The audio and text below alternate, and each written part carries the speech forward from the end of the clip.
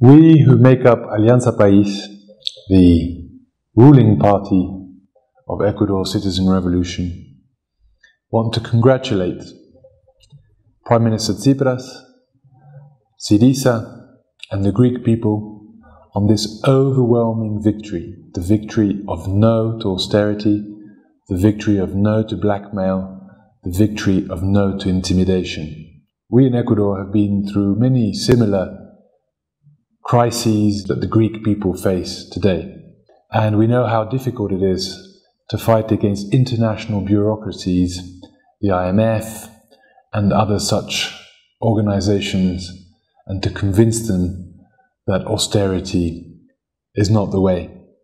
And we also believe in endogenous growth. We believe that that ideology called neoliberalism, camouflaged as a science, but in fact an ideology that essentially defends inequality, cannot lead to prosperity for the majority of the people. So we celebrate this victory of no to austerity in different ways.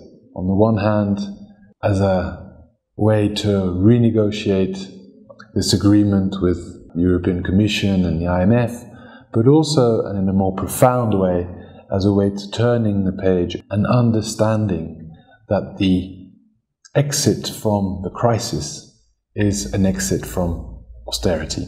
And finally, we celebrate this as a triumph of democracy. We believe in democracy, more democracy, and always democracy. Ecuador, over the last 8 years of citizens' revolution, has been through 10 elections. We've transformed our society radically. We've been very bold in what we've done, but always accompanied by the will of the people. And so we celebrate this great triumph of democracy for the Greek people. First for Greece, of course, but also for Europe. A Europe that over the last few months and years has moved away gradually from this kind of understanding that integration has to be based on the will of the people, on democracy, and on such things as plebiscites, asking what the people really want.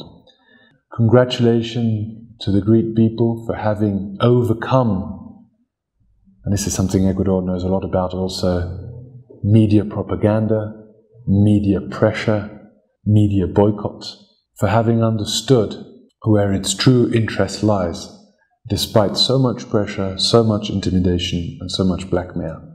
Today, in Ecuador, in this Latin America that's changing so much, that questions the status quo, the rule of our traditional oligarchs, and the influence of foreign imperialisms, we celebrate the Greeks' questioning of the status quo, Greece's questioning of oligarchs, and Greece's questioning of foreign intervention.